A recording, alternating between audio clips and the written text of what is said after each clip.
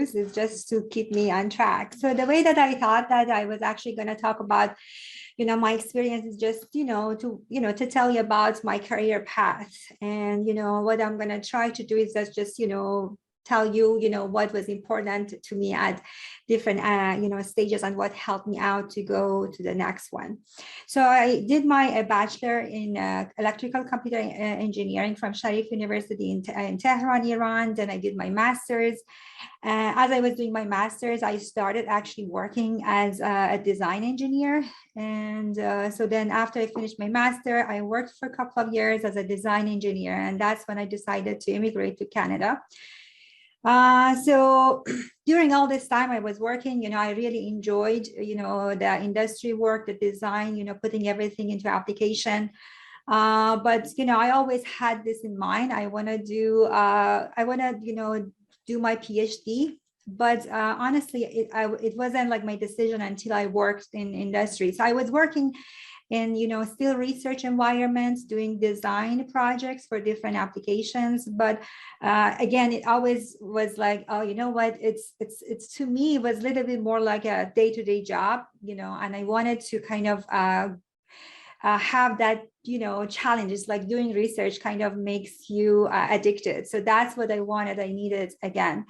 So when I moved to Canada, first I worked as a test engineer, and then, as again, always back of my mind, when I do the PhD, started my PhD in electrical computer engineering at Ryerson University in Toronto. So as I started working on signal processing, machine learning applications for multimedia applications. And then it was, kind of, I realized, I can apply my algorithm to healthcare domain, to medical domain. And that was when I talked to my advisor, and he actually had some projects, collaborations with clinical doctors, with medical doctors at Toronto General Hospital. That's what my kind of journey started, I guess, from that point. So I started working more into medical related area, so applying my, methods in that area. And another thing that happened as I was doing my PhD was that I was involved with IEEE. So I kind of I was involved as a volunteer my first year, or maybe like this third semester around that time, become a volunteer as a conference, IEEE conference. And that was this is really what's interesting to me. I feel like I'm very much, I can do more networking. I can be, I like that, volunteership kind of spirit. And that's kind of I got involved with IEEE. So which is, on the side, I'm going to tell you guys later, because that also played a big part of what shaped me as a researcher, and, throughout my career. So then what I did after my, PhD, well, let me tell you why. When I was finishing, maybe some of you are PhD students and thinking what you want to do after, you graduate. At that point, I was thinking, I'm going to go to industry, go to academia. I wasn't too sure about that. I know that I work in industry, but again, I know that the experience would have been different with my PhD. But, I couldn't make a decision, honestly, like a strict decision. I kind of applied to both, but mostly for academia, because that's maybe when I was more kind of inclined to, but I applied for both of them. And, it wasn't, it's actually very challenging, you're doing your PhD, you're doing your research, because I also was involved with teaching a little bit at the end of my year, which I found it very rewarding. Basically, writing your thesis, doing your, teaching for me a little bit, and, finishing up some research projects, and also, finding the, applying for jobs. But what I think really I could appreciate, when I was applying for a job, was that I had stuff to put in. So, because I think that it's very important when we apply, when we think about our career, or when what we are doing, to think, after I'm done, what I want to achieve. So I think that was, what helped me a lot, because throughout, my PhD, I was thinking, okay, what I need to collect, what experience I need to have. So when I'm looking for a job, I can put there, in my CV. I remember, during my PhD, I found out they have this, teaching workshop that they have, at my university that's for junior faculty. And somehow I got myself in there. And that was, a plus for me. I could talk about that. I did a lot of organizing experiences and leadership experiences through my IEEE activities. And of course, the research is there. We do all that, all the time. Another thing that I think I really appreciated when I was applying for a job, having mentors. So it really helped me to, kind of shape me and then do the planning and finding my right path. So that was also very great, help, having right mentors. But anyways, so it didn't happen right away. So I did actually decide to go to a postdoc. So I did a postdoc for 2 years, but I did my postdoc in Faculty of Medicine, jointly with engineering. And that was actually what, kind of helped me to even, find my research path. Because when you apply for academia, you basically are telling, what is the research program. When you're doing a PhD, you talk about project, right? But when you go to academia, you have to say, okay, this is the program that I'm bringing with you. So you have a vision, you have programs. So I think that postdoc experience helped me, and, kind of gave me that maturity and that experience. And with that, I, found actually with only very few applications, I found a position at Rochester Institute of Technology in Faculty of Medicine. So that's where, it was like now the challenge of being as, an independent PI. And it was very stressing. I have to say those first few years were very stressful for me. I think until I got my first, NIH funding. It was like, I was lucky, I think, actually happened, in my third year at my position. And that was coming up, okay, you know what, I know what I'm doing. So that was kind of like a sanity check for me. But it was very stressful again. So I was looking for projects, looking for collaborators, finding your way, kind of, again, taking a lot of workshops and grant writing, and also, teaching, now you are, independent PI, you have students you need to mentor. So that also, I wasn't a natural, I had to learn it. So it was challenging, but again, having right mentors and then, kind of like being very resilient and working hard, that helped me a lot throughout that procedure. But not everything like was, going awesome. So it was a lot of, trial and error things, but I learned from them and it helped me a lot to move on.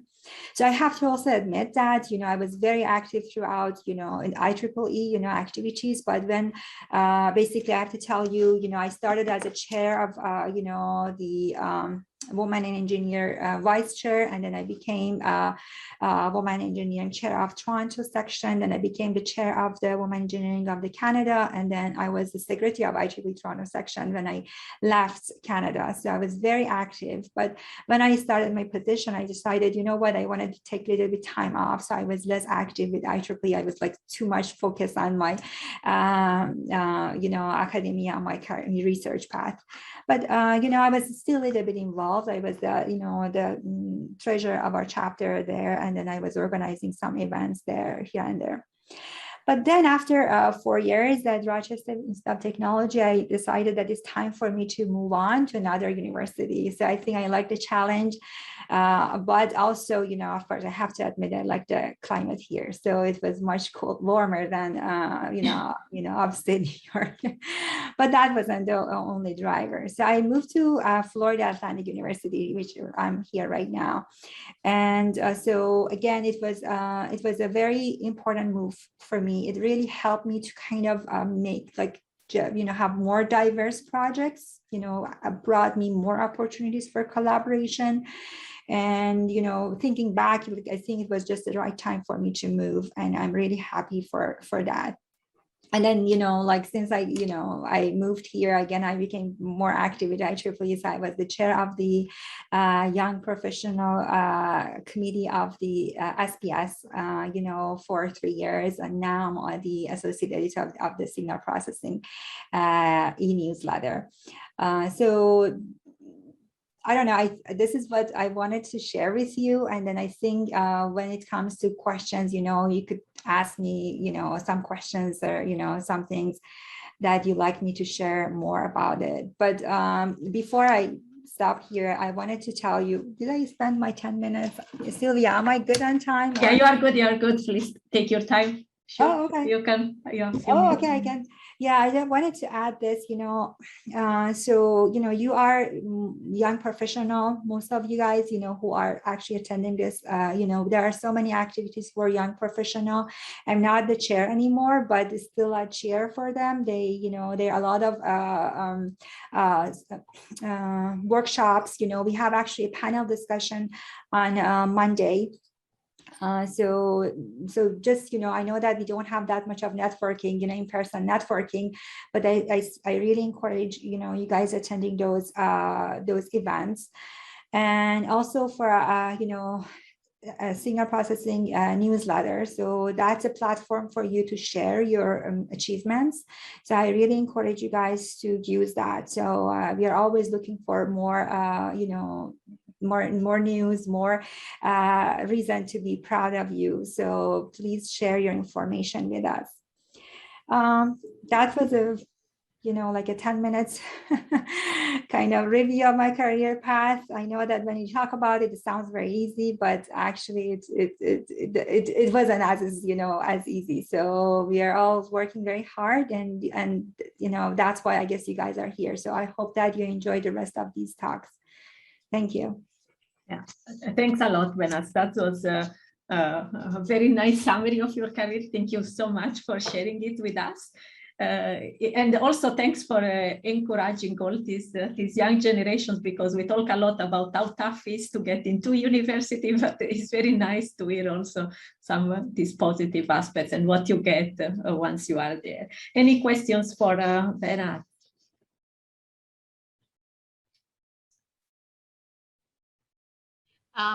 Hello, I'm Giuseppina. Thank you for sharing your story. It was very inspiring. So you mentioned that you got involved into IEEE while you were a student. So how do you start? I mean, where do you start? So I think it's really, are you a student, may I ask? Or? Yes. I'm a PhD student. Okay, so for I have to say that for me was a little bit easier because my advisor also was very active. But there are so many different ways I can think of, because IEEE always looking for volunteers. But I think the first thing would be, at your university, are there any, kind of activities or IEEE, rep that are there? That's one way. Another way is that, identifying your chapter. Are you in Europe or? No, I'm actually in the US. I'm in New Jersey. Oh, okay. So because I was asking, because depending on where you are, sometimes, the chapters are closer to you. For example, in Europe, you have bigger chapter, more area, but you see, identifying your chapter, I guess, is another, another aspect, and going to their meetings and then telling them that you're interested in become a volunteer. So that's another way. I started by talking to the chair of the IEEE Toronto section. That's how, I basically got it all started. And then I was very active. I think that's what kind of took me to the next level.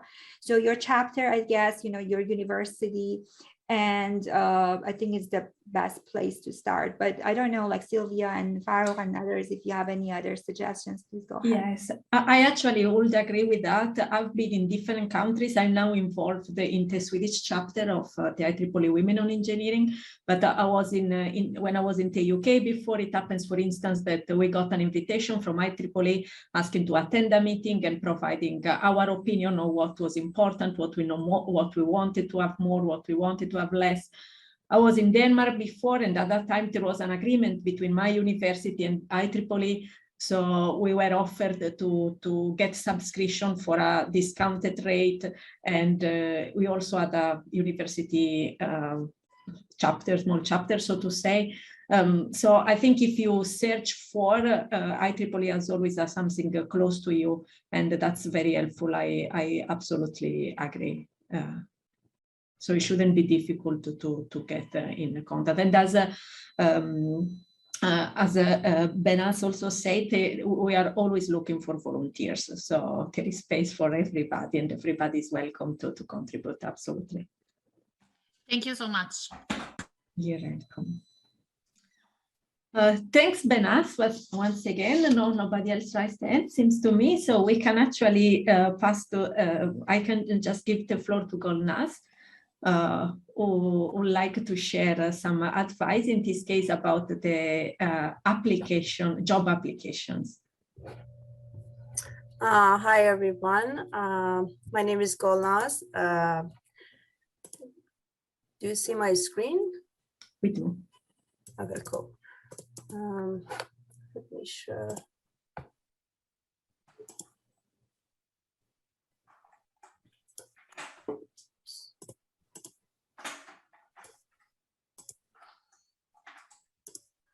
Okay, so today I'm going to talk about the application process for academic job, specifically tenure track positions. Currently, I am working as research scientist at MIT. And previously, I have a background in electrical engineering from Iran, both in bachelor and master. And then I moved to the US for my PhD for the PhD student in computer science at Rice University. And then I was for a couple of years at MIT as postdoc and now as research scientist. And I just got passed from the process of all the, the process for the interview and the application for the academic job. And I got position that I start next year in January at the University of Oklahoma as assistant professor. So I would like to share my experience on that, specifically more on the application and the materials that you need to consider. Yeah, I consider for your this position.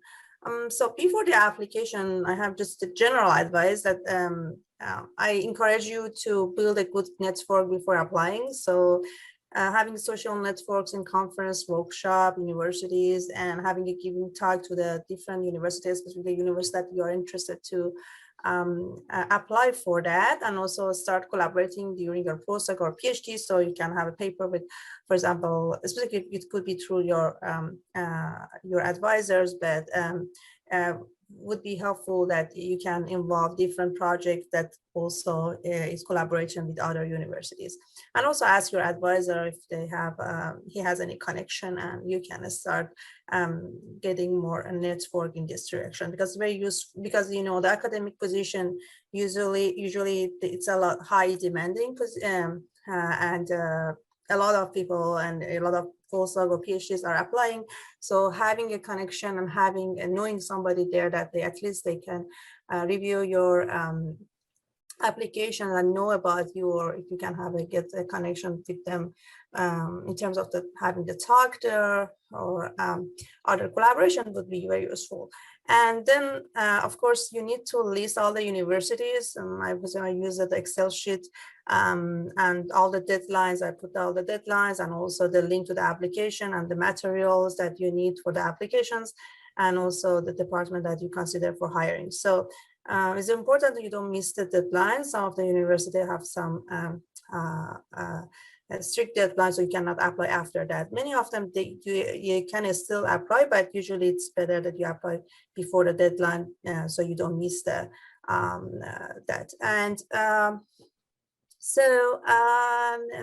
the other thing is that make sure that your materials are ready before your deadline, so you don't lose them. So in terms of the materials, each university is different, but for the this is typical for at least US and Canada university that you can consider that they look for your CV, research statement, teaching statement, recommendation letters, cover letters, transcripts, and list of your publication, and sometimes they ask for sample for the publication.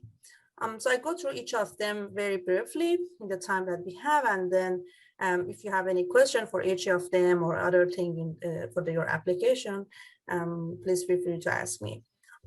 So for curriculum, this is the sample of the, for example, of the CV is very short version, just 1 page, but usually it could be like 5-6 pages. It's compared to the resume, it's a longer version. So but it's very important because the first thing that they look at is actually this your CV. So make sure you have everything you want there and be should be well written, because it's kind of the sample of the how your proficiency in English and how you can organize a maybe short document. So consistent in terms of the format also, and includes all your research and teaching experience, your degrees and program, and also your GPAs. And if you have any grants or the fellowship, any award or honors, also any skills in academic, and your of course, all list of your publications, and also your references, and also consider that would be your target of that, because the CV for the industry application is very different from your academic application, and also depends on for example, which position that you are applying, it would be different too. And also ask somebody in your field that to read that, and also always search for the samples, but of course don't copy it, just get the idea that how you can build your own actually documents. And for the researcher statement, this is very also important material that you need. The researcher statement is usually the summary of the research accomplishments and your current work and future work, and also your research plan. So usually it's 5 pages, and it includes your reference for your papers that you publish, and make sure that you highlight all your research achievements, and also show that this one is important also because showing that how you have this capability to writing a grant proposal, and because you need to have a convincing concept that showing that your research is very important and has a high impact. So consider that what you want to consider for your research plan for the next 5 to 10 years. So and have a very high impact. So and see that people the topic that you think that would be interesting for your committee, hiring a committee, and also have a big picture of that, and consider that based on that you organize it, and again based on your university and your application would be maybe you change a little bit some part of it, and try to draft it many times. I remember for me like maybe 10 times. I hear some people even more, so that I just change a lot. I asked the other also some of the student I was working, I asked them or from my friend and my family to read it to make sure that it's clear, written, and appealing. So for the teaching statement is usually you may not have a teaching experience, just maybe teaching assistantship before you're applying, but even that one should be useful. But in general, you can't talk about this teaching materials like usually 1 to 2 pages, and highlights your teaching qualification and experience, and explains your techniques of teaching and how it's aligned with that department that you are applying, and should be organized and try to be organized, summarize first your experience, and then what's your philosophy for the teaching and how actually you achieve it, and give many examples, as many examples you can, so you can by explaining your teaching philosophy in your example, that would be useful. And also consider that this is very, very important for all universities, that it's going to be equitable and inclusive. So it means that consider our minority groups, different gender, races, or the color. So be careful about it. Also mention it in your teaching that you have this strategy in your work. And also again, search for samples, but make your own unique document.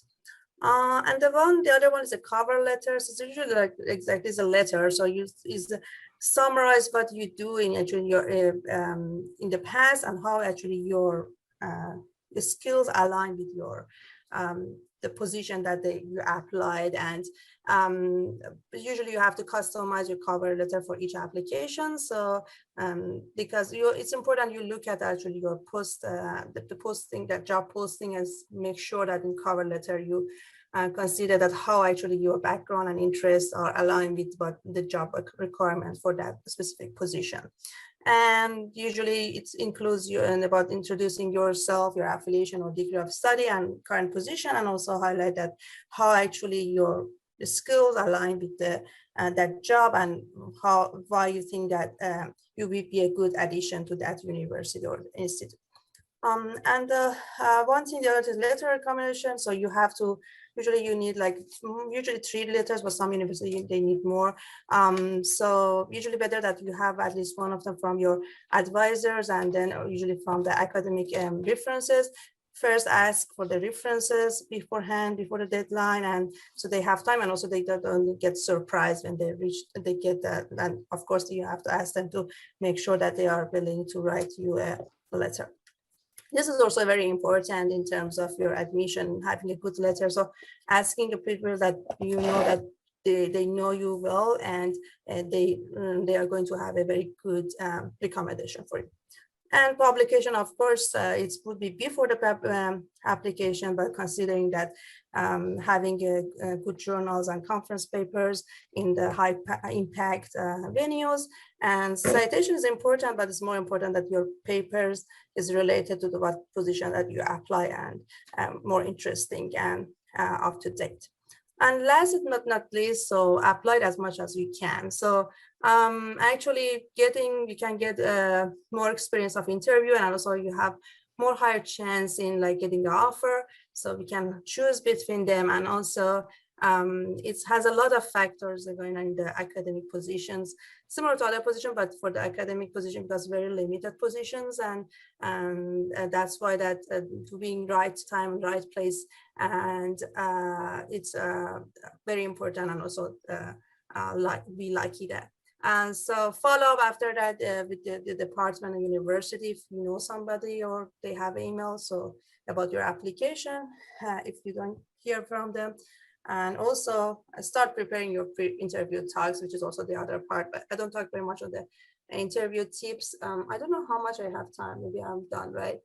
Yeah, a few minutes, like you should summarize, yeah. Yeah, so yeah. So I don't talk about the interview, but the day of interview is very important. So usually it should be like it's 1 to interview marathon and 2-day interview marathon.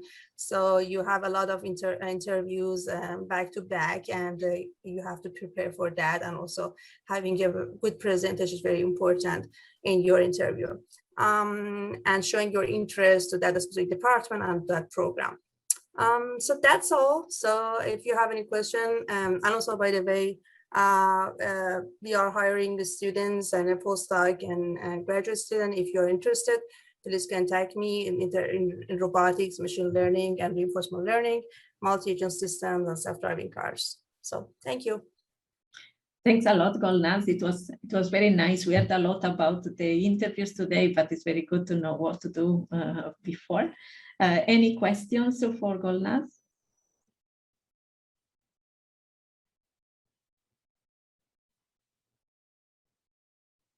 Any of the students who is curious about? So I can actually ask one question. Golnaz, it's nice to see you here, and thanks for joining us. I think it's great that like you can share the very fresh experience of like going through this process during the pandemic. I think many of the faculties here, they have gone through this process when it wasn't pandemic, but you got the position in the middle of pandemic. I can imagine that it has its own complexities and challenges when you may lose some of the degrees of interaction and in terms of like being there and talking with people in person. So would you be able to comment on that? I appreciate it. Sure. Yeah, thanks, Farooq, and again, thanks for inviting me for this talk.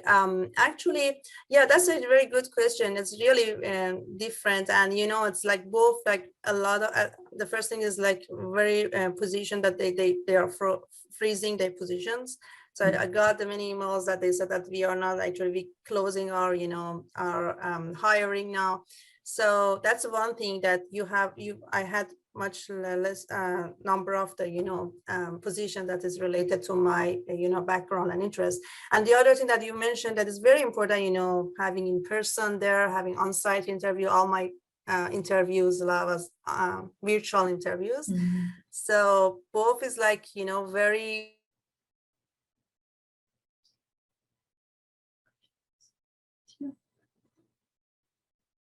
I think there might be some connection problem. Yeah, I didn't know if it was my problem, but I think, yeah, perhaps we can continue. There is also another question, but I can give Golnaz the opportunity after. And perhaps Farnoosh can start now, otherwise we get late. What do you think, Farooq? Okay, yeah, sure. We can go ahead and then at the end we can get back to Golnaz to finish. Yeah, yes. Thank you. Thanks. Okay, thank you. Hi, everyone. It is very nice to being in this panel discussion. So that was a great talk by the Golnaz and Behnaz. I really enjoyed the experience, the career path. So I had the similar career path. So I did my master and PhD at University of Toronto in industrial engineering. Then I got a postdoc position at Georgia Tech University in Georgia, Atlanta in United States. And Golnaz is back. So sorry. Yeah, connection problem. Is that okay that I continue, or we have to? Yes. And then we'll be back to Golnaz after. So. Yeah, sorry about that. I disconnected.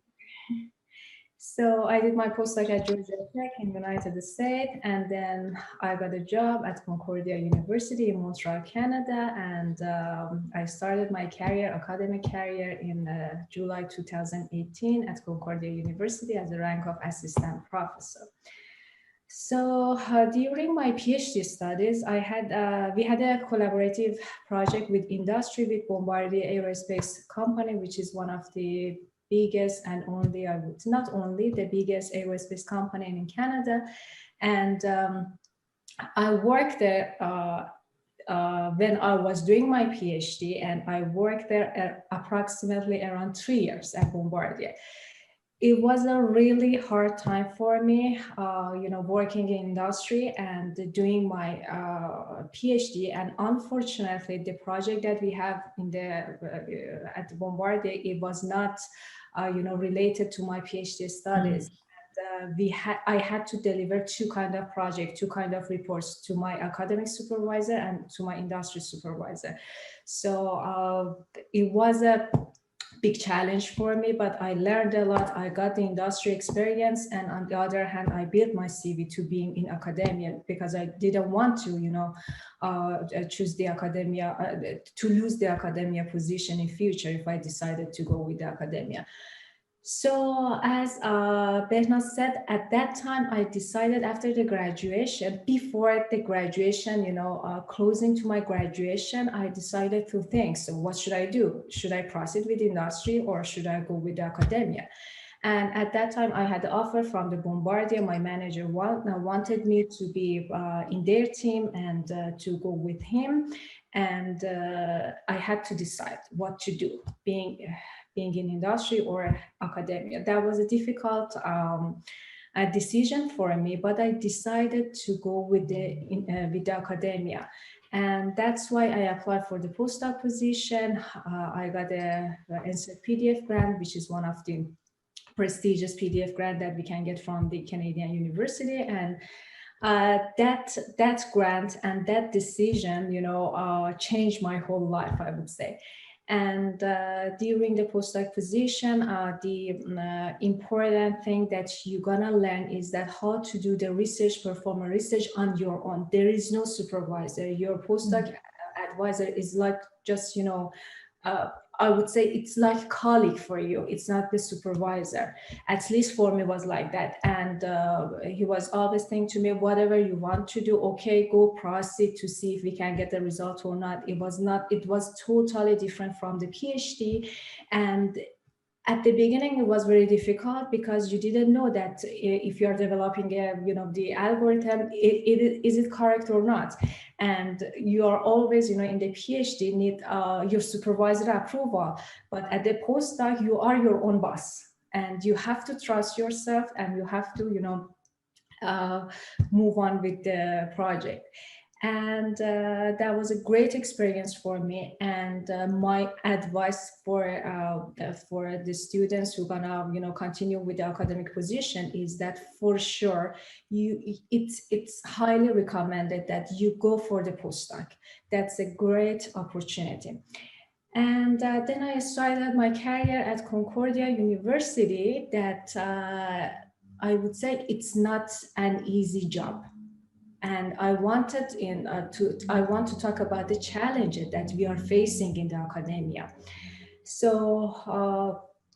Gulnaz, I hope that you are not scared from the challenges you're gonna start soon.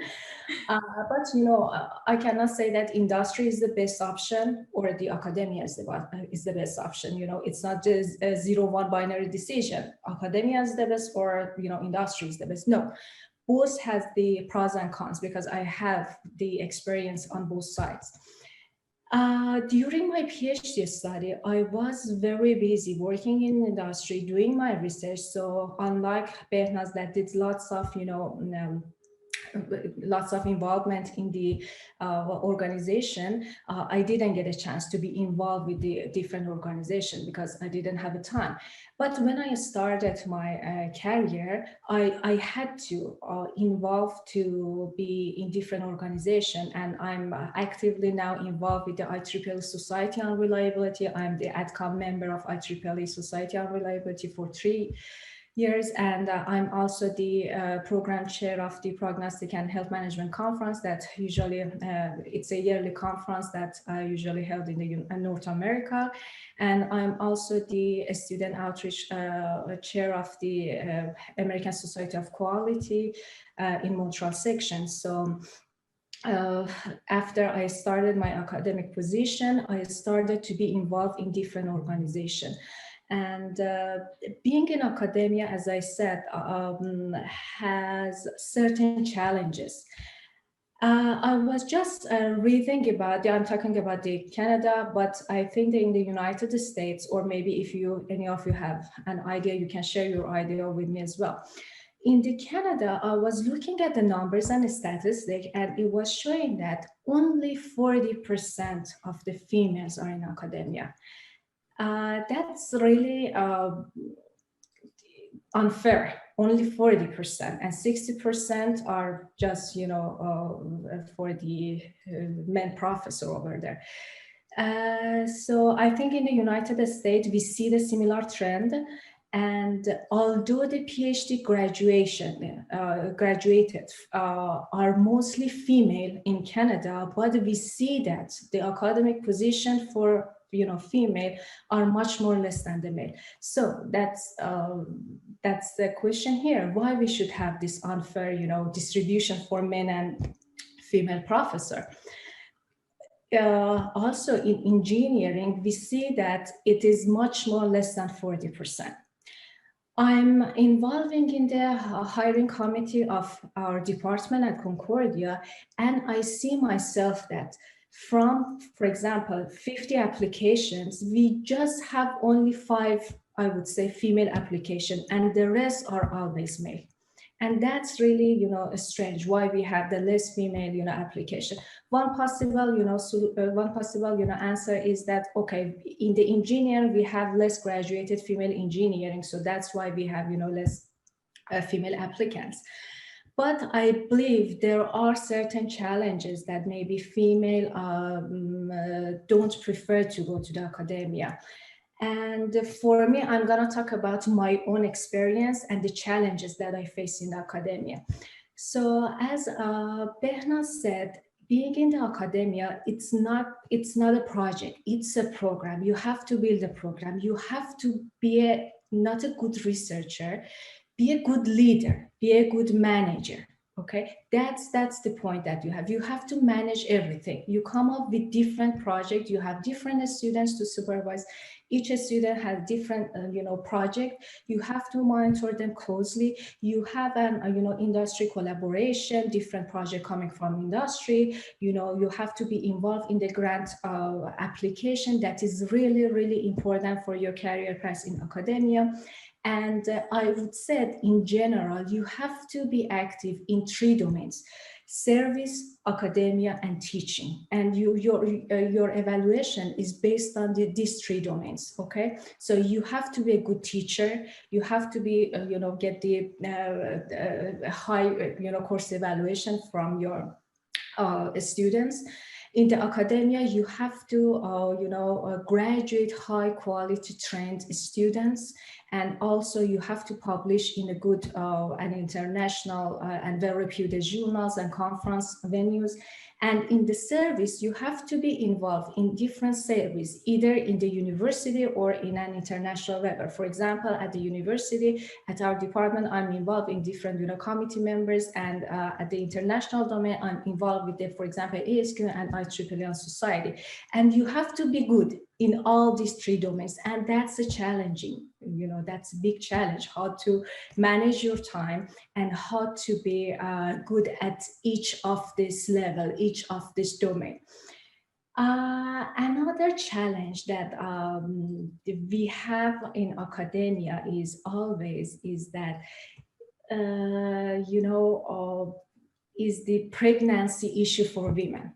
The thing that I experienced myself. I was very lucky that I got pregnant during the COVID and I was working remote. I was just imagine that if I was pregnant and I had to go to school. Our school is a graduate school, and we only have the graduate courses that is usually in the evening from 6 to 9 p.m. I was just imagine that I'm a pregnant with a big belly. I have to go to school at night. And that's a very difficult task for me. I was lucky that it was remote and I was sitting in my computer from 6 to 9 and I can, deliver. And I worked 2 weeks before my delivery, But imagine that we don't have this remote things. I had to go to the school, I had to attend the conferences, and that's really, really difficult for female. I think this might be one of the factors that we have, a few female in academia. And also when you have a baby, it is really, really challenging to balance between job and academic job and also your baby. Being a good mother, being a good professor, that's really, really hard job. Both of them are full-time jobs. I'm in the maternity leave for a year, but I have the similar task. I cannot, stop answering my email and I said that I'm in the maternity leave. No, I cannot do that. Although I'm maternity leave right now, I'm in this panel discussion. I had another, conference like 2 months ago as a chair. I was acting as a chair. Every you have to do every task, although you are on maternity leave and nobody is expecting from you. I cannot say to my student that, okay, I'm on the maternity leave, I cannot answer your email, I cannot, meet with you. My weekly meeting, okay, just change to bi-weekly meetings, okay, and but other tasks remain the same. If I would say I was in the industry, I didn't have this problem. You cannot stop the research. You cannot, don't answer the student's question, email, don't stop the meeting with your student.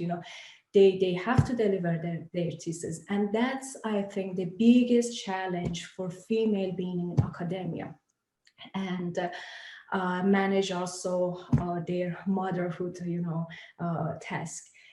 And I will see another problem that we are facing, that hopefully in Canada, at least in our university, they are resolving this issue, that I'm very happy with that. There is always a tendency to hire men applicants. Consider we have 2 CVs with the same qualification, men and female. Always there is a tendency to pick the men candidate. I'm happy that in our department, okay, there is, they are trying to change this culture, okay, and we are, motivating the people to hire the female over the male, and but the problem is that we have the less female candidates. And unfortunately, in the Canada is like this, that the salary of the female in academia is less than the salary of the men in the academia. I think these are the challenges and the problems that we are facing in academia, and also being a female in academia. So I think I talked a lot. So if you have any question, Carson, I think I scared everybody to being in academia. Don't worry, you can manage. Women can manage everything. Don't worry about it, okay? But it's on the other hand, it's very interesting job. You have different research, different problems to explore, and maybe the industry is boring from that side. You just have only one problem to solve, but here you have so many problems, so many things to discover, and that's really interesting. And I believe that everybody can handle that. Yeah, thanks, Farnoosh. Thanks a lot. It was very great. We got your view and the view from Canada. I'm a very positive person, so I will actually ask the first question. You say like situation is changing, and like we are putting an effort on trying to, let's say, not to discard a woman's CV if it's equally good, as good as the one from men. How are you obtaining that? Which type of, what was necessary to be able to change this mentality, so to say? It should be obvious, right? That you cannot penalize a person just because of the gender. So can you say something about that? Yes, as I said, in our department or in our school, engineering school, now they are changing this, this perspective. They are putting more weight on the female applicants now, and they add me as a hiring committee consists of 5 persons, and the only female, professor is me. Okay, and they are asking me a lot, what are you think about this female application? The things that I believe that most of the people scares in both either academia or industry is that women maybe can go for the maternity leave, okay, and they are unavailable. I think this is the thing that most of the managers, most of the people are scared. That if we hire this person, it might be available for a year. We train this person and she gone for a year. I think that's a problem. Maybe that's the availability, is a factor that they are thinking. Maybe the men candidate is better than the female candidate. But hopefully in our school, we have a tendency to attract more female. And our school is Gina Cody School of Engineering, which is the first engineering school name for women. And that's why we are trying to attract for women in academia. I think, thanks for sharing what you say. I think it's very sad, the idea that the fact that a person wants to have a child prevents someone from hiring is very, very scary, and obviously shouldn't be like that. I mean, first of all, it's the right of everyone to have a child, and second, I mean, what is 1 year compared to all your what you can do during all your academic position? And apart from that, I guess the man also gets a child, so the life is going to change for the men as well. And so, I mean, hopefully this type of mentality will change. And I really hope that in a couple of years we are not going to talk about this problem. I think it's very important that there are actions that are implemented by, I want to believe, all university to prevent this type of behavior that, of course, is not fair and is not nice at all. I should, thanks again, Farnoosh. I should have offered the possibility to students before talking by myself to ask a question. Is there any question for Farnoosh? Hello. please. Can you hear me? Yes, we can. Yes, thank you very much, Fanush. I am very happy that you touched upon this issue of maternity and parental leave and everything. And I have experienced this in Sweden. So my experience has been very different. But that's what made me think about that this is first question to Farnoosh, and then I would like to ask something on the similar line from Behnaz. So Farnoosh, why do you think that if you are on maternity leave, you are still supposed to be answering emails or supposed to be acting the same way? Where is that pressure coming from? Can't you just disconnect and let anyone know? And my second question to Behnaz was that I have seen your wonderful journey all the way from postdoc industry, PhD, postdoc, and then to one university. I was wondering, how did you get the time during all this transition and having to prove yourself to have a family of your, or did you have to make some tough choices there? So thank you very much. Thanks for your question. Okay, so thank you for the question. I would say that it is two reasons that I feel I have to continue my job although I'm in the maternity leave. First is the personal feeling that I have.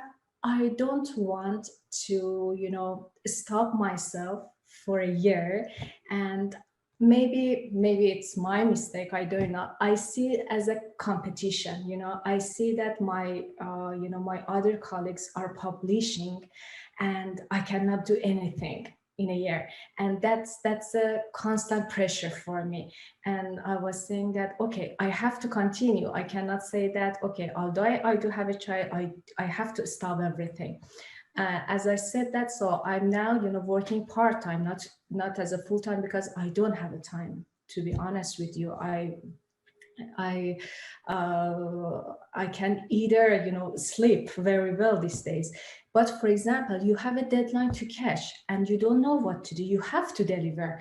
For example, I was at the hospital. I received an email from one of my paper was accepted with the major modification, and I had to deliver the comments in a month.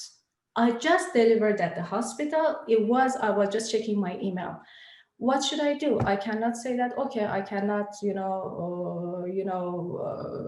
answer the comments. And it was the paper that is written only by myself. There was no students on that. And I had to do it myself. It was a very good journal and I didn't want to, lose my chance. And I tried very hard for that paper and I wanted to be accepted. I just sent an email to associate editor and explained that I'm sending this email from hospital. I just delivered, and within a month with a newborn baby, I cannot, but can you extend the deadline for me? And he extended the deadline for another month, but within 2 months I had to, I didn't have any other chance, And the other point is that from, I would say, ethical point of view, I have PhD and master students that they are needed to be graduated. I'm responsible for my students. I cannot say that, okay, I'm in the maternity leave, you have to do the works by yourself, publish by yourself, write your thesis by yourself, from ethical point of view, it's not really, really, good that I said that, okay, I cannot do anything right now. And although that I'm saying that I cannot spend so much time that I spent previously with my student, but I'm trying, trying my best to catch up with them at least bi-weekly. And, they have to write their thesis, they have to be graduated on time and, go for the work. Yeah. Thanks, Farnoosh. I'm afraid we are running out of time. Actually, there is not too much left for my talk, but still, perhaps even if I don't have time to share my slides, I would like to at least take 5 minutes, Farok, if it's okay. to summarize what I had in mind. Do you think it's fine, Farrokh? Yeah, thanks.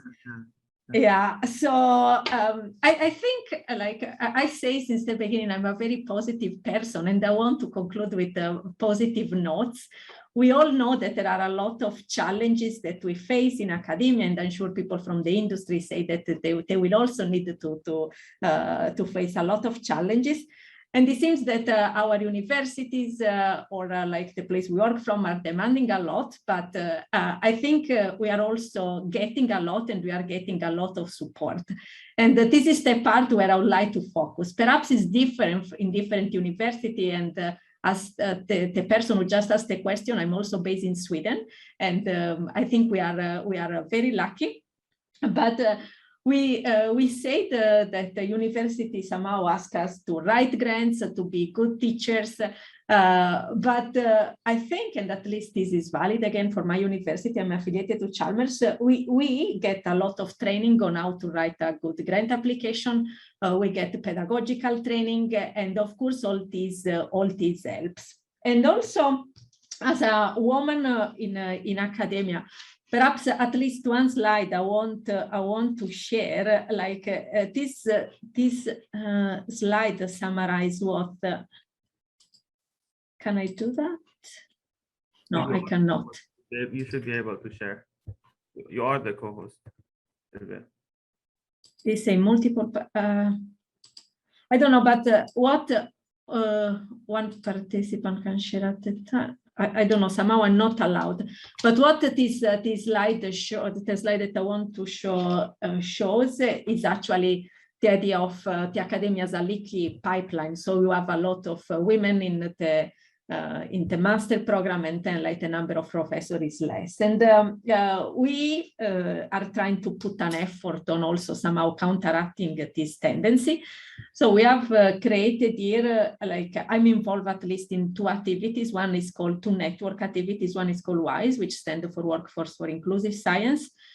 And together with some colleagues from VACT, which is a Center for Quantum Computing, we are actually providing, for instance, a mentorship program exactly for the reason of providing support to women that or people of any gender, minorities that actually face these challenges in academia. So the piece of advice, or my piece of advice that I want to summarize in a minute, is actually to take advantage of all these things that university offers. And very likely, like this will help a lot during your career. And also about the interview process, like we have heard about a lot of questions that you should be prepared for, but really often, like you also get questions that it's not something you expect. But again, take them as an opportunity, because it's an opportunity for you actually to showcase your skills, your ability, your project, your ambition, what you want to do. So try to see this also as a positive thing, and take this experience as such. So try to see also the positive side of this type of work, which I think is very nice. So I think from my side, I just would like to conclude with this word, and thanks my three colleagues who did a great job in sharing their experience with the participants. Yeah, any question, of course, I'm happy to answer. Thank you, Sylvia, Golnaz, Farnoosh, and Behnaz. I would like to really appreciate this panel also. It's great to hear visions of four, I would say, like superstar scientists who I know. I had the pleasure of working with all of you, or being in touch with all of you, and I know you're very successful. And I'm sure the students and postdocs in this talk definitely learn a lot. I think there's a lot of questions and topics that I would like to actually continue on talking. The good news is that we have a question and answer session, which is at 4:15 Eastern time, or if you want to check the time on the, so right now we're gonna start our next plenary speaker, and then we have another plan, and then we have a break of 15 minutes, and at the next plenary speaker, and then we have a question and answer. So maybe you can keep some of the questions and answer for that time. So I suggest the panelists to stay if they have the time, if they can. and so that we can continue with the questions. But I would like to thank you, everyone else here. Behnaz, I actually have a request. Can the organizers and panelists, just take a group picture for media? So, or whoever would like to, be in the picture, from the participants. So, sure. So, okay. Anyone wants to turn on their camera? Yes, awesome. Oh, great to see you. Oh, okay, nice. Thank you all. Thank you. Thank you, Behnaz. If you can share, that would be great. Okay, so with that being said, Athena, I think the stage is yours, and we can continue with the panel. And again, I would like to thank the panelists for being here, and we'll continue the questions in the question and answer session. Thank you, Sylvia. Thank you, everyone. Thanks, Farah, and everybody. Thank you for having us. Thank you. So, Athena. Okay, yes. So it's my pleasure to introduce to you our next plenary speaker, Dr. Rabab Ward. Dr. Ward is a fellow of IEEE, the Royal Society of Canada, and foreign member of the USA National Academy of Engineering. She was the first woman holding a PhD to be appointed as Professor of Engineering in Canada.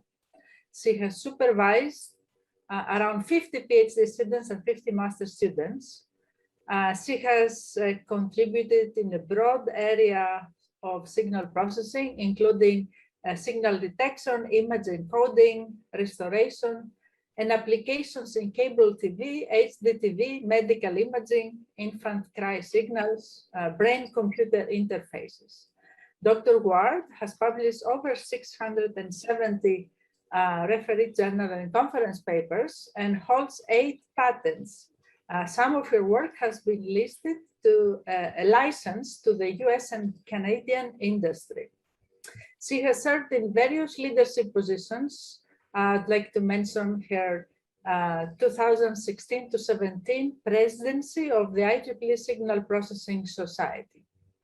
She's currently serving as on the IEEE Board of Directors as Director Division 9. Dr. Rabab is pioneer in many respects. She is a role model when it comes to research and public outreach. If you want to know about signal processing, if you visit the Signal Processing Society, you'll find a number of very interesting videos that will make you familiar with what signal processing is about. All these were started during her presidency, and she was heavily involved in those. She's a model when it comes to people-to-people communications. You have a difficult issue to deal with, Rabab is the person to go and ask a question to. She is an excellent dancer, Middle Eastern dancer in particular. She is a fun person to be around. We used to meet each other at conferences, and I really miss that. I hope that we will resume going to those conferences. So it's my distinct pleasure to introduce to you Rabab Ward. Rabab, the floor is yours. Thank you very, very much. I have my video, right, on? Yes, see you. Okay, I just don't see it. And thank you very much, Athena. I want to start by thanking you, actually.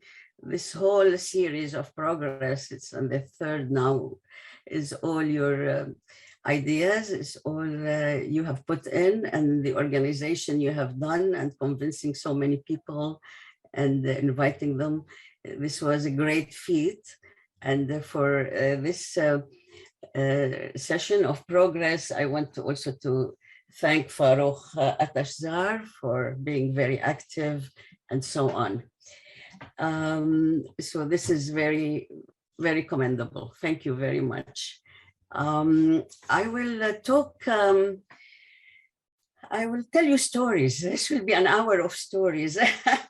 The first part will be stories about my life, and then about my research, and then I will take 10 minutes to conclude what I have learned And it doesn't mean you have to do the same. Everybody is different. Just take it with a grain of salt.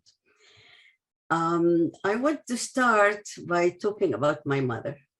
Not that I love her more than my father, I love them both, but I gave a similar talk, not exactly the same, 2-3 years ago, and I talked about my father. And now that my mother has passed away last Christmas, I want to just mention her somehow.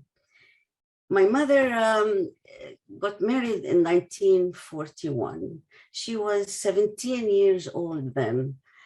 And she had came from a town in Syria, and from a very good family, and where women don't work, women, only peasant women work. It is no for a woman to have a career or so on. It just means that the man is not making good and looking after the family. But my mother loved to learn. She was so amazing woman. She had so much energy, and she had finished like what we call now elementary school up to grade 9, which was at that time in her town like a big feat. And she learned also some French. So my mother married in and moved to Beirut, Lebanon, and married in 1941. And within this next 16 years, she had 9 children. And she didn't really want to have so many children. Neither all the women she knew, they didn't want to have many children, but simply there was no birth control pill. And it was very hard not to get pregnant. So this birth control pill, which came in the 60s, in the mid 60s or early 60s, was the biggest invention of all mankind, because for all these centuries, brilliant women their hands were tied because they had to look after the children and their families. And so anyways, when I was young, she would say, in the evening, oh, you have to come and show me what you learned today, and you have to go over your lessons. But she always wanted to start with English, and then if she had time, she would do something else and nothing more. And then she said, what is this? Say boy, B-O, and then she said, what's why? She says, why? And then this one, I say girl. She said, it's written girl. I said, but the teacher said it's girl. Just okay, it's girl. Anyway, it wasn't till years later that I knew that my mother was learning English from me, although I thought she knew English. But she just took every opportunity while raising the children and looking after the family to learn. And then later in the evenings, she would go, when we were a little bit older, she would go every evening downtown to learn English and to take lessons and so on, and go to lectures about the world and take me or my brothers or one of the children with her. So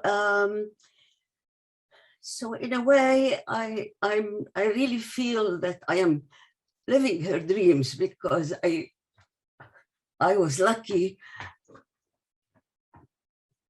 I had my career, and I had impact on society. Not that my mother didn't have impact on society. She really did a lot of work to help the poor, to help the orphans. She was very involved with that all the time. She just was a dynamo. So my mother always, whenever I criticized whatever, and said, okay, next, now you have to become the prime minister, and then you can fix everything. So not only to me, to all my brothers and sisters, she always set very high level, and she always made us feel that we can do it. So anyways, when I finished high school, I wanted to study engineering. And I'm from Beirut, Lebanon. At that time, the American University of Beirut was one of the top universities abroad. It wasn't only for Lebanon, it was for the whole Middle East region. And I applied to do engineering, and was my first choice. Second was medicine. So they accepted me in medicine, but not in engineering. So I went to see the dean of engineering. He was American, his name Dean Widener. And I said, you know, how come you didn't accept me? I was the first in Lebanon in the baccalaureate, deuxième partie, which is like the higher level. And how come you didn't accept me? And you accepted George and Muhammad and Hassan and Hani. He said, well, because you are a woman. I said, a girl, they said, which was okay then. And I said, so what? He said, well, women, for students, we spend a lot of money. We invest a lot of money on them. And we want them later to contribute to the society. But women then go get married and have children, and we would have lost our investment. So I said, no, I will never get married. I didn't mean it, but I will never get married, but you know, I am really good and so on. And then he said, well, there's another reason in that the summer, all the students, they go up to a place in the mountain where they spend 7 weeks doing physical work and practical work, and we don't have toilets for women. That's it. We have limited number of toilets. So that was something I couldn't argue with. It was definitely a no. So I went to Egypt. And but I must say that in 1967, 5 years afterwards, the AUB, that's the university, started accepting women. They accepted 2 women then. One was Greek and one was from Syria. And right now, 37% of their students are women. And in engineering and in the university, it's more than 60% are women. So I went to Egypt, where I was also accepted as medicine, because my father didn't want me to be an engineer. He tried very hard to convince me, and I loved him so much, I didn't want to say no. So I said, okay. So I went to Egypt, went to medical school, and then it was clear for me that this is not what I want. So I took all my papers and so on and transferred to engineering. I lost like almost a month, but managed eventually. And then I had to face my father. What do I do? So I wrote him a very emotional letter and so on. And then he replied, look, my daughter, I only want the best for you, but I want you to be happy. If that's what makes you happy, go ahead. But I don't think it's the right thing for you. Anyways, I did finish in engineering and went back to Lebanon, where I worked for 1 year as an engineer in power. And I remember people, especially outside the cities, haven't seen a woman engineer. So when I went around, especially in the villages with the technician, then they come and say to the technician, oh, is this your fiance? Anyways, but soon when I was there, I realized that's really not what I want. I want to do research and I want to teach. And so I applied to Berkeley in California, and I had to choose. I said, what's the best university? They said MIT, but it's cold, but there's also Berkeley, and that's very nice. And I had also a friend who was in Berkeley. So I decided to apply to Berkeley, where they accepted me. And I applied for a scholarship from Lebanon, and they gave me a full scholarship. So there I am. So when I was in Egypt, I should have said that there were many women students relatively. So in engineering, there were maybe 14%. In chemical engineering, there were many, maybe 35%. But in electrical, we were definitely more than 10%, quite more, maybe 12 or 14%. So that was nice to. Anyway, I go to Berkeley, California, and I was shocked. There are no women in engineering. There was only one woman in her last year finishing her PhD, Kauthar Zaki. And at the end of that year, she was appointed professor in Maryland, University of Maryland. And I couldn't figure out what was happening then. But it didn't matter because the next year a French woman joined, and I was used to being in a milieu of all boys or men, because when I was in high school, the last year, they sent me with two other girls to the boys' school. There was a wall between the girls' school and the boys' school. So at recess, we had to go back through the gate to the girls' school. And then when the recess finished, we just went back to the classroom with the boys. And the same thing with the baccalaureate deuxième partie, which is like equivalent to freshman here, but it is still in schools. There I was the only girl doing the scientific part. There was two parts, the scientific part and the non-scientific part, while all the other girls or women did the non-scientific part. But things have changed so much now, and I'm so happy about that. So there I am in Berkeley now, and finished my PhD. And in the 70s and 73, there were no jobs, generally speaking, for academics. And at that time, you really didn't know where they might accept you or not. And it was very hard. I heard that there was a woman professor in Washington State, and I knew about. But anyways, my husband, who is English, had already gotten a job as professor here at the University of British Columbia in Canada.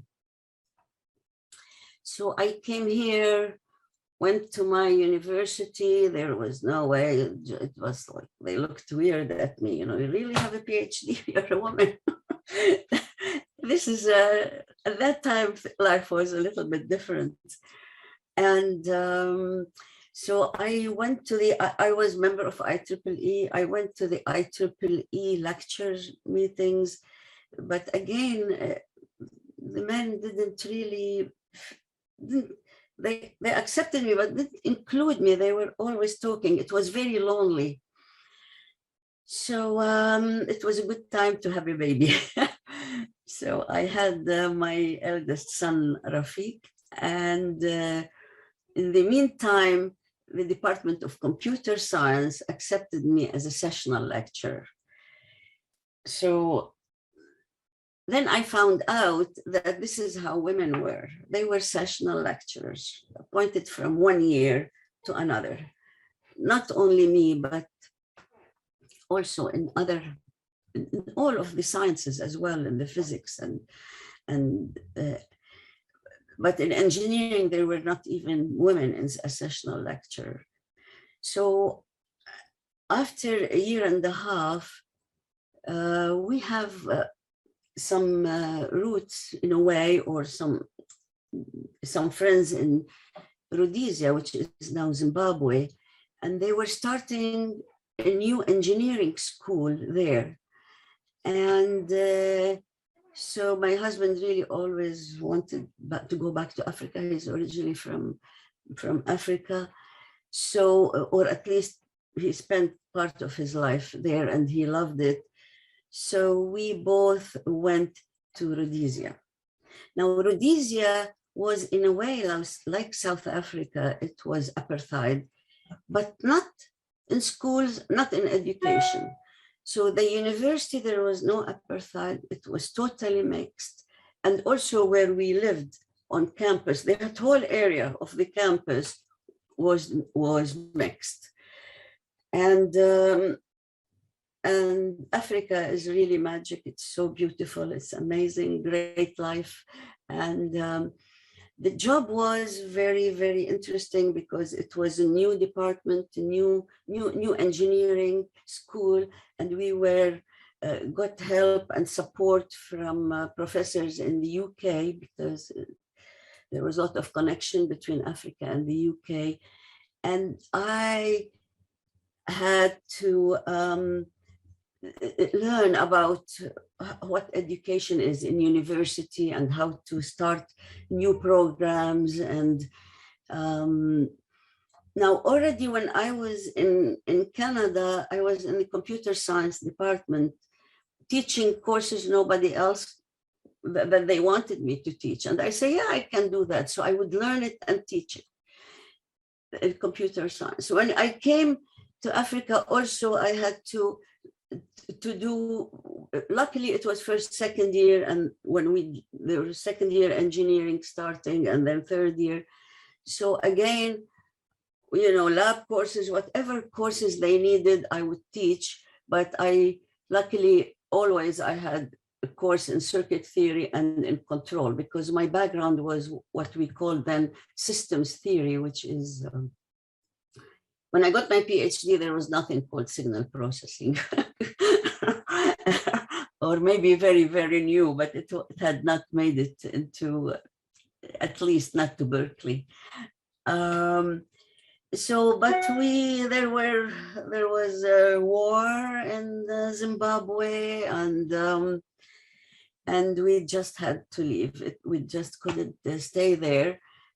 Coming back to Canada, to Vancouver, and then I went to see the head of the Department of Electrical Engineering.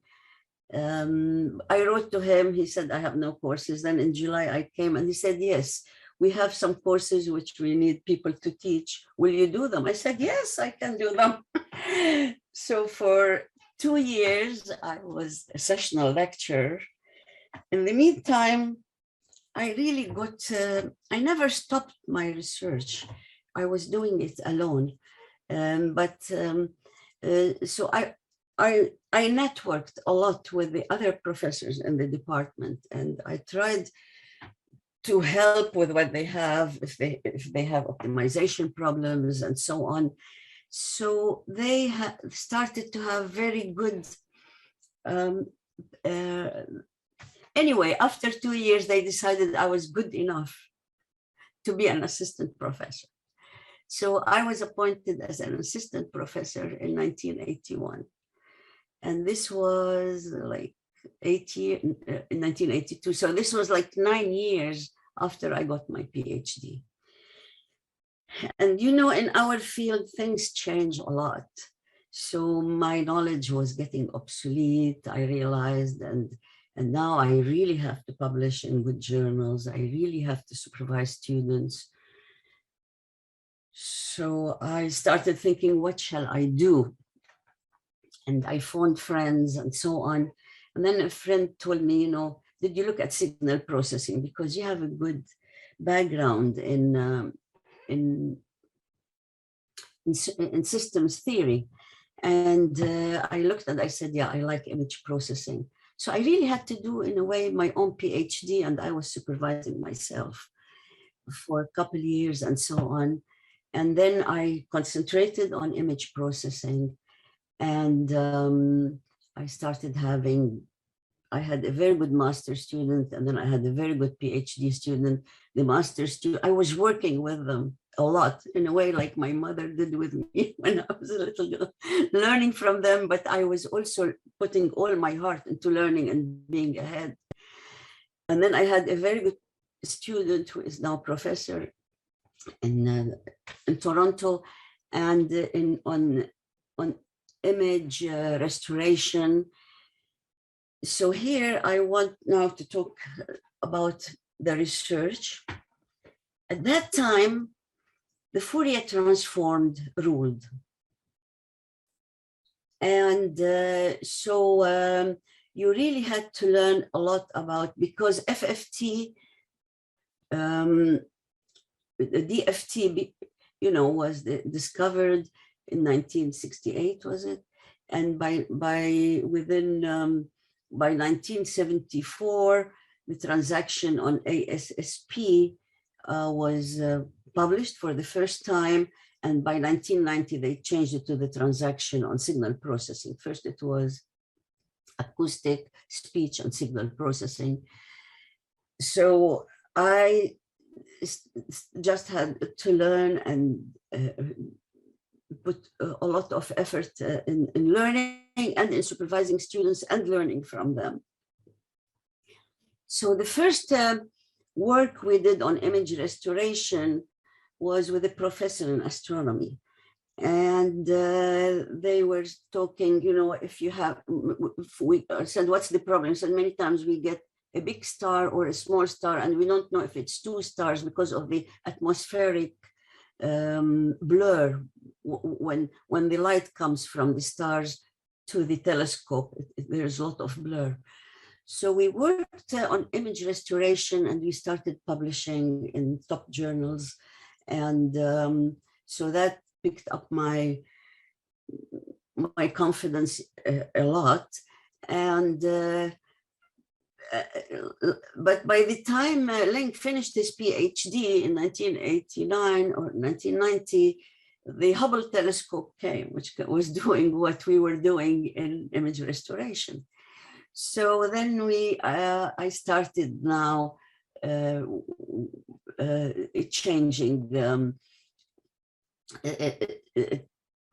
changing course and widening it. So started working on cable television and television picture, and then on mammography, and at that time on coding, because coding is all DFT, right? At that time, MPEG and JPEG is all based on the Fourier transform. And with cable television, the problem there was, at that time, there was no digital. So they would send the picture from the head end, and they have no idea what kind of picture you are getting at home. They just didn't know. And then you had to phone and say, well, my picture is very noisy. And the picture was noisy. And then they would have to send a whole truck to your home to figure out what is going on. First, they send a technician. So this is the work I concentrated on, is on finding the impairments automatically as the signal, because when the signal travel underground or through the cable, there were places where you can grab the signal and see what is happening. And the picture had a lot of what's called the snow noise. Now you don't see it because we have different, we have digital TV, we have now blockiness. And so we worked on that, and I formed a company as well to improve the picture quality. And I remember in 1996, we were invited to the US Cable National Labs because they wanted to buy my company. And what was it, 1997? Anyway, I'll tell you this story. It's really funny. So we showed them, you know, oh, this is the cable, this is the picture. Another one, it goes through the signal processing, and then the picture is enhanced. It's better. And then the person who was the CEO of the company I formed, they took him and went without me and my student. I took also a woman student with me and a man student. Anyway, later I found out that they were trying our denoiser on, what do you call it, pornographic images, because the human skin is very difficult to enhance. It's very difficult to get. Anyway, this company was almost made it, except that there was, within a week, there was a drop in the, and they signed the first, they signed it, but the, what's his name had to sign it, John Taylor. And within that week, they put all buying on hold and so on. In any ways, it didn't matter. We had fun doing all this cable TV work. And we then had started working on denoising, on coding for MPEG and JPEG, and also on deblocking, taking the blocking artifacts away. And I talk about FFT, but in that period, in 1985 to 1990, there was neural network. Actually, I had my second PhD student working on neural networks. And that field did a lot of a lot of hot and a lot of noise and so on, and many people for it, many people against it, but then it died. Early 90s, it died, and it surfaced again 20 years later very strongly because Jeff Hinton didn't give up, to his credit. There was, so FFT really ruled until wavelet came in the 1996, 97, around that time. And neural network in the meantime came and went away. This is our field, signal processing. Just have all the time to learn. Oh, it is just like non-stop. My husband also has a PhD in hydraulics, and I know people in all sorts of engineering and in electrical. Nothing really like our field. You just, it is so much fun because you're all the time learning, but it is a little bit scary, and just have to have self-confidence and try and learn. In 1990, just as neural network was, vector quantization was the big thing. Went to a conference, the ICIP in 1990, it was in New York. It was all vector quantization. And Bob Gray was king then. So this is around that time, we had a professor who joined us who was deaf. And not deaf, he was hard of hearing then. Now he is deaf, but he still can hear because of the special signal processing which is put in the hearing aids. So Charles Laszlo, a brilliant man, he said, Rabab, you are in this field called signal processing. I said, yes. He said, what about baby crying signals? So many people I know who are both deaf have problems. I said, why? He said, they don't sleep at night. They have to take turns looking at the baby because they cannot hear.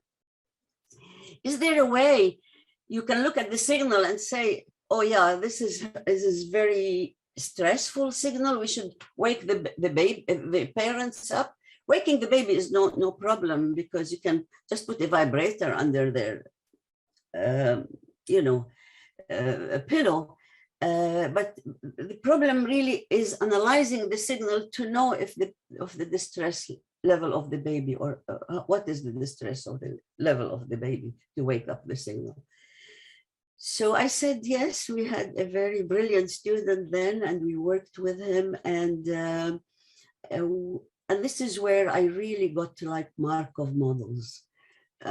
We tried Fourier transforms on the baby crying signals, but the Markov models stochastically, systems which are random or pseudo-random, the change is pseudo-random, and you can learn the statistics of the sequential data. You can make predictions and recognize patterns. I I think Markov models is really great thing to learn. And but the problem was, how do you quantize this kind of, so this is where vector quantization became very important in this area at least. And we published one of the best papers, I think. It didn't get, I don't know, maybe the citations are just over 100 or 100, but it is one of the best we really have. But the citations never go with what I think is the best. Another thing is with mammography.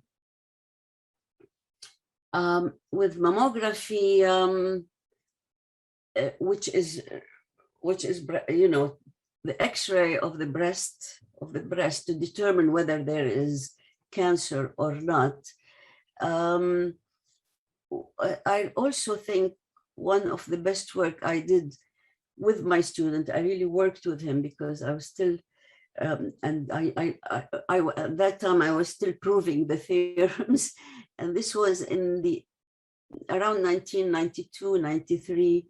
And the problem was, you know, like when you study a picture, you are cutting it, and this abrupt truncation causes causes artifacts. So the way to do it, which as you learned, is to do like Hamming window smoothing, and then you pad by zeros, and then you do linear convolution with the restoration filter. But this method for something like mammography, where we had to be very precise, really was not good enough.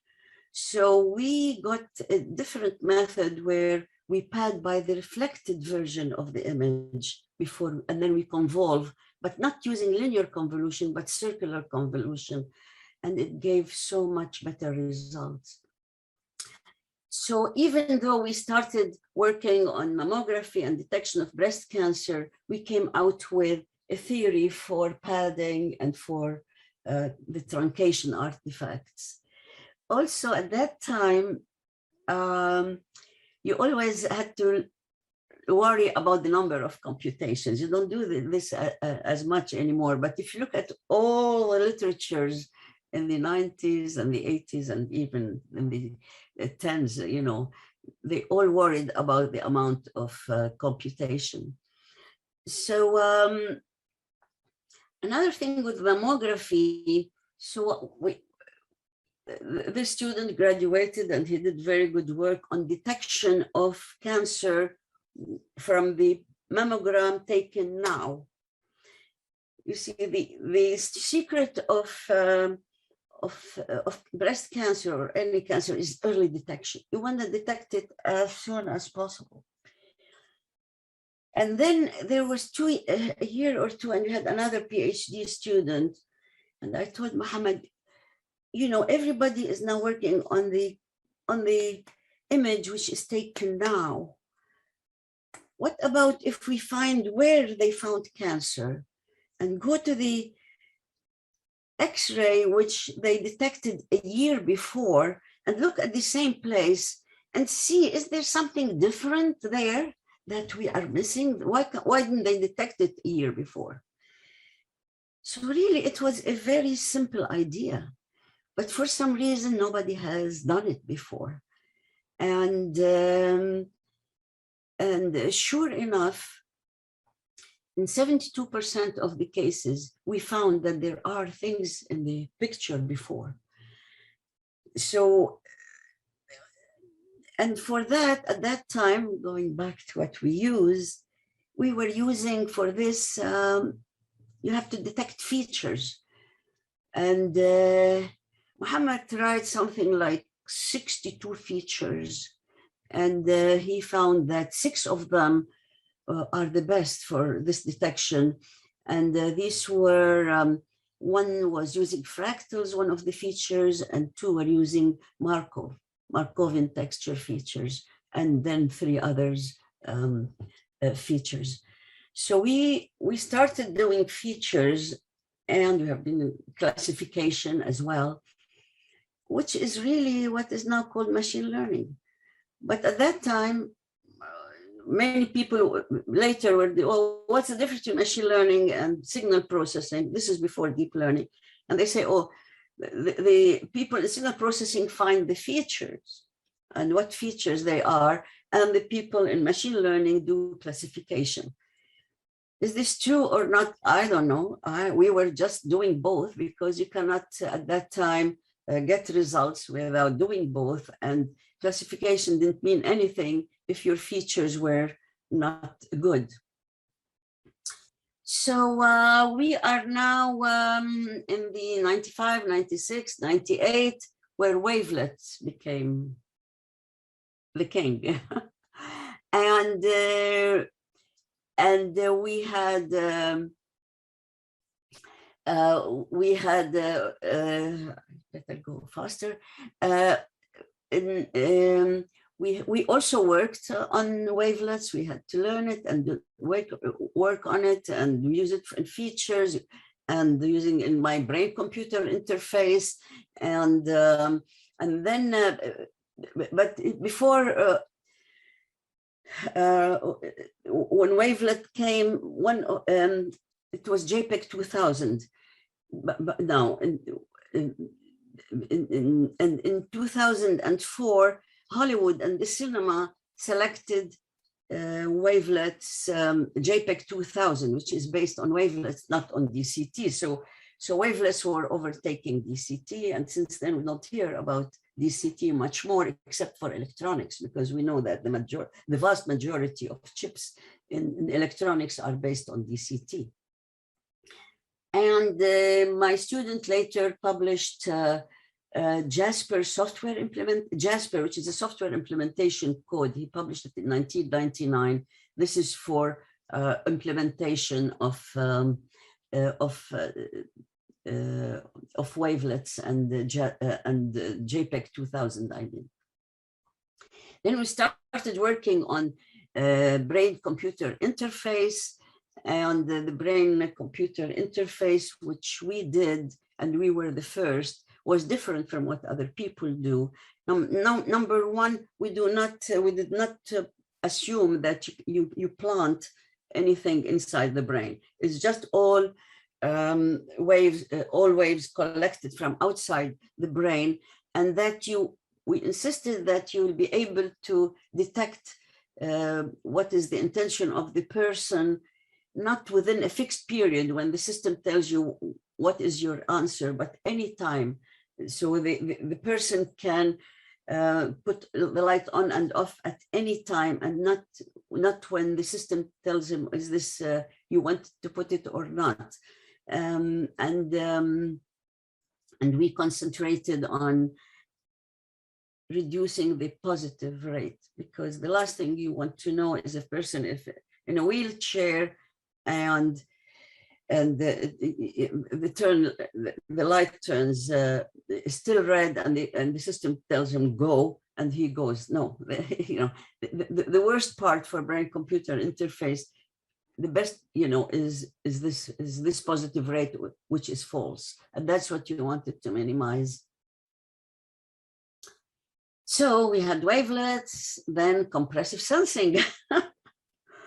And compressive sensing is very strong, and we used it for MRIs and for computed tomography. MRIs to collect less samples from the case space data, because this is what takes a long time. You want to minimize the amount of time a person is sitting in the MRI machine.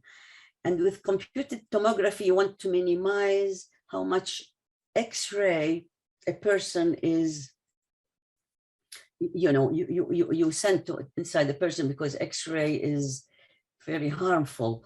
And the computed tomography is three-dimensional reconstruction using X-rays.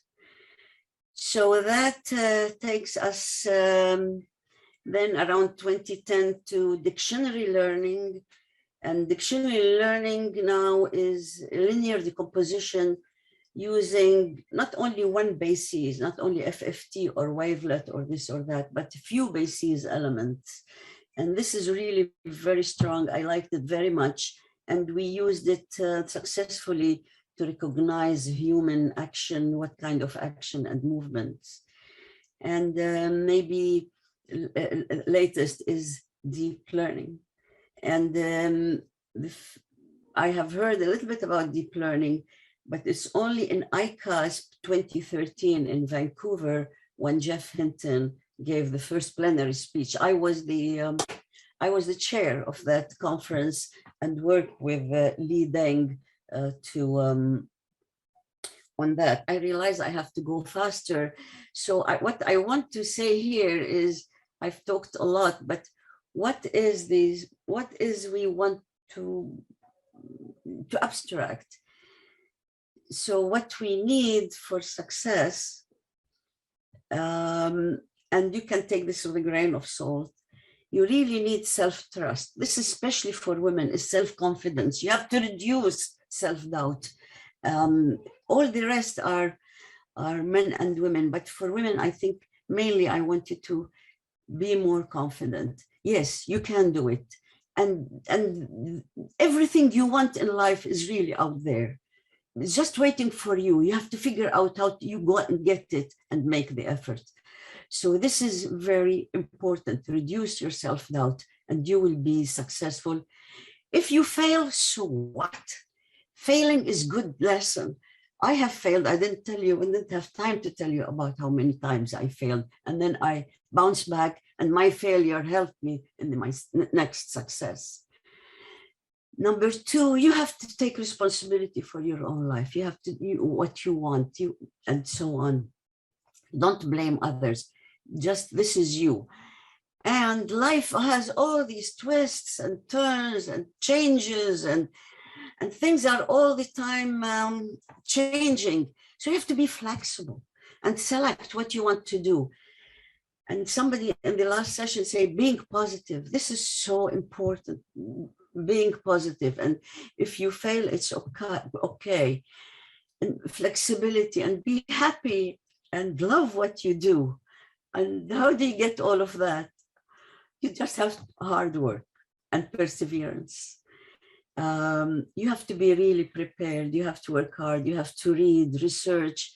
You have to network, and you have to learn from your students. Anywhere you can learn. Even if you're on holiday, learn. It is really fun, and take it as fun, and get inspiration from anything you encounter. It's very important to have support system. I said networking, your colleagues, get them on your side. Communication skill, make small talks with people. Very important is emotional aspect, emotional intelligence. This is how my father eventually agreed that I do engineering, and speak up for yourself and volunteer and participate in society. The last most important thing is your family. Family is your base. This is highest in priority. Your children, your husband, your family. You have to have me time as well. And you have to figure out how to delegate, how to spend money to get nannies, good nannies, to get cleaning people, to make so that you have time to do all the other things.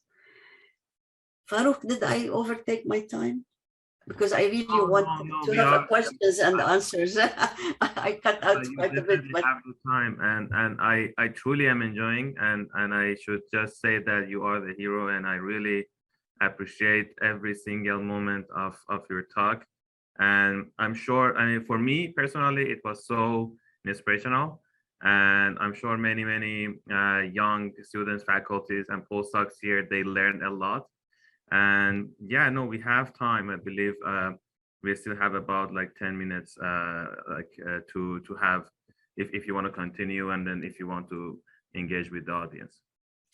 I think I like to engage with the audience, because once I start talking, I like to know what the audience really, if they want me to, whatever. That's perfect. So yeah, of course, I think we can. There. I see a couple of hands up. Again, I would like to take this opportunity and thank you once again, Rabab. It's very inspirational, and we are very lucky having you here. And I listened to every single second of your talk, and I learned from it. And I'm gonna use the lesson learned, and I hope that with having such good inspirational people like you in the field, I'm sure our future is bright, and I'm sure we can have a much better and much brighter future with better diversity and better support of every single one of us. So with that, talking about diversity, it is so important. I want to give you, we have, in all lectures, they touch on all aspects of diversity. But one thing which I learned, which happened to me, I had this male student in a top university in Europe. He kept writing to me, he wants to be my student. And he phoned me and so on. I was, oh, this guy is doing so well. And he's in top university, truly, in Europe. I will not say the country. But he was so good. I said, okay, I'll accept you. And he came and worked with me. And 3 years later, I couldn't figure out why. I asked him, I don't want to say his name, he's now professor. I said, why did you want to come and work with me? You're working with good people and good university and much more money. He said, I wanted to work with a woman. I said, I thought it was something like I have done great. No, just because I'm a woman. I said, really? Why? And he said, well, because my supervisor was sexually, what's the word? Come on to me, or what's the word in it? Yes. And I'm very uncomfortable. And it's really good, been great working with you. Then he started giving me compliments. So diversity is very important, not only for women, but for men as well. Okay. I agree, and I'm very glad to see a lot of males today in this session. And Athena and I, we had this conversation before that we want to also engage more male students and researchers in this, because I think it's an awareness that we need to raise by talking and by trying to understand the issues and trying to solve them one by one. I would love to continue the conversation, but I would like to also give the opportunity to audience. I see Sylvia hand is up and Lillian. So Sylvia, can you? I think you started first. So what? Yes, more than a question, I really want to tell you thank you. I think I got tears at different moments of your talk. And it's just amazing to see how passionate you are about your work. And, like, it's not that you have vague memories, but as if you talk to your PhD student, Mohammed, yesterday, you remember that he tried 62 features, not about 50. I mean, it was just a pleasure to hear every single moment. And I pick up just a tiny bit, but so it's nothing compared to all what you have said, but just I want to tell you thank you, because it was really great to listen to every single moment of your talk. Yeah, very inspirational. Thanks, really. Thank you, Sylvia. Thank you very much. I really also liked you said very important thing, stay positive. Yeah, I think that really makes it or breaks it. You just stay positive and continue and be nice to people and don't make enemies and stay positive and anyway, thank you. Yeah, I think everybody knows what you have done and how big is your contribution scientifically, but I really appreciate the attitude, the positive attitude, which to me, and I think it's very important. So yeah, great, thanks. Okay, thank you, Sylvia, for the great question and great comments. I mean, in the interaction, and again, I'm so inspired by all the talks here, and I really, like I said, I think we are lucky having Rabab in the society, and I personally feel very positive about it, and I really appreciate all the moments. So I think Lillian is hand is up, and so Lillian, you want to yeah, give your comments. Hi, sure. Hi, thank you so much. This is my first time at this kind of conference, and it's been really, just kind of like everyone said, it's been really fun and inspirational to hear everybody's stories. And shout out to you, Professor Atashsar, for recommending this event to me. Yeah, Dr. Ward, it's really great to hear stories like yours because, especially me, I'm a senior undergraduate student studying electrical engineering. And then sometimes, every day I feel imposter syndrome, and it's really tough sometimes to just like stay positive and just keep going, especially being a female minority in a male dominated field. So yeah, and, hearing stories like yours, I think that was so cool too when you mentioned going to the dean and asking like, you accepted me to the med school, but why not engineering? And I thought that was so cool. You're kind of taking the matters like into your own hands. And yeah, and then definitely, I think also you having over, was it 670 papers? Like that's insane. That's so cool. But yeah, and like what you said with diversity, like that's really important. Sometimes, especially being that minority, like it's great when the majority too, sometimes, like having male allies is really important because, they can also support us, females in engineering. And then, sometimes I just try to remind myself that even by me just being in class and being here is hopefully making a difference and making an impact and increasing, females in STEM and yeah. Thank you, Lillian. Thank you very much. Thank you, Lillian, for sharing your vision and comments. The future of academia is in the hands of the young generation and our students, which will be, which hopefully very soon becomes seniors in the field and help with changing addressing some of the problems and issues. But yeah, I really appreciate that you join us today and your positivity. So thank you so much. So I think we have some time for maybe one question. If there is any question for Rabab. So if not, I would like to again take this opportunity and on behalf of the organizing committee and personally myself, thank you, Rabab. I mentioned that 2 times, I think, but I want to say it one more time. It was very inspirational, and I'm sure, as you saw, many. I mean,